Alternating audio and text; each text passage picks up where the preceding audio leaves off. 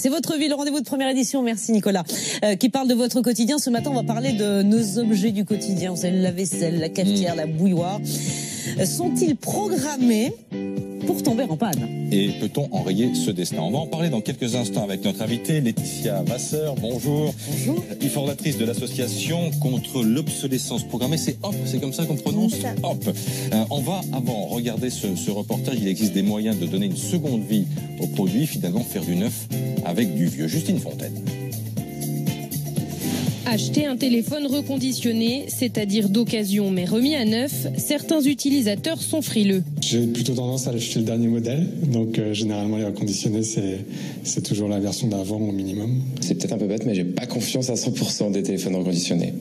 Vous avez peur de quoi? Qu'il manque, que les pièces soient pas forcément de bonne qualité, que le téléphone soit pas à 100% de sa capacité. Un téléphone reconditionné a subi plusieurs tests avant d'être remis entièrement à neuf à l'intérieur comme à l'extérieur. On va vérifier que le Wi-Fi marche, que l'écran, hormis ça, si on le change, ça va fonctionner parfaitement.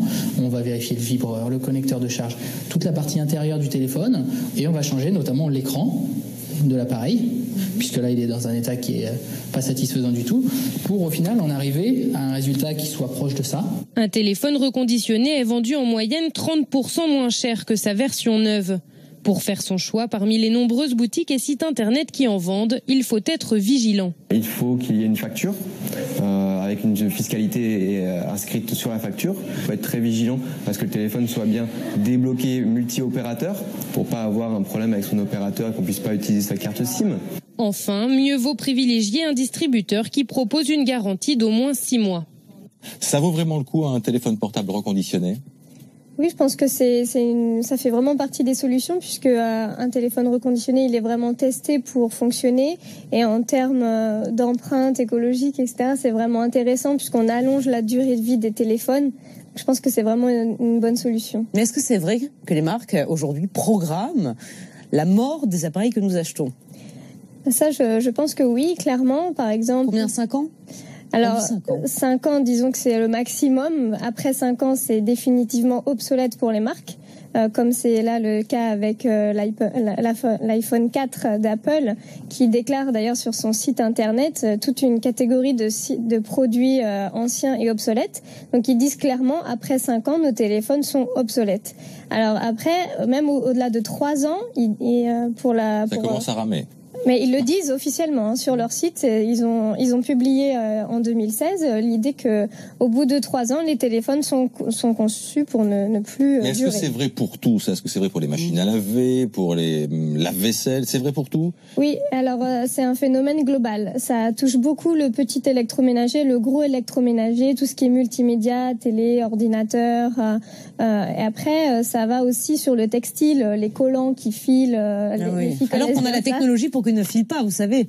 Oui, non, c'est vrai. Moi, je sais pas. Non, mais avant, les bas ne filaient pas quand ils ont été inventés. Le nylon, à la base, c'est une matière très résistante. Voilà. Mais à l'heure du développement durable, il n'y a quand même pas une tendance des gens comme vous, par exemple, qui s'engagent pour que les marques reviennent un petit peu là-dessus? Si, justement, c'est toute l'action de HOP, halte à l'obsolescence programmée, de fédérer les consommateurs et les industriels bienveillants qui ont envie de faire des choses positives pour montrer que déjà, il y a une volonté du point de vue des consommateurs d'aller vers des produits durables, réparables, de dire oui, les consommateurs veulent des produits comme ça si jamais il y avait un doute là-dessus, et ensuite de fédérer un écosystème pour montrer qu'il y a des marques aussi qui s'engagent dans cette direction. Alors justement, il faut les citer ces marques. Est-ce qu'il y a des marques qui durent, sur les téléphones par exemple, si on n'a pas envie d'avoir un téléphone qui va ramer ou qui va être cassé facilement ou bien obsolète, il y a des marques qui s'engagent comme le Fairphone.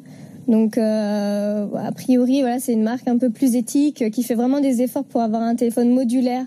Donc, quand il va y avoir la moindre partie qui va casser ou qui va plus être opérationnelle, on va pouvoir changer seulement cette petite partie, ce qui va coûter moins cher, qui va permettre de garder son téléphone plus longtemps. Après, sur le gros électroménager, il y a beaucoup de marques aussi qui font du reconditionnement, du réemploi. Les Repair Café nous aident à réparer gratuitement. Et puis sur les grandes marques, là, on a vu Seb qui s'engage sur la réparabilité de ses produits pendant 10 ans, ce qui montre bien ils ont conscience que grâce à des actions comme nous, comme d'autres, on peut les choses.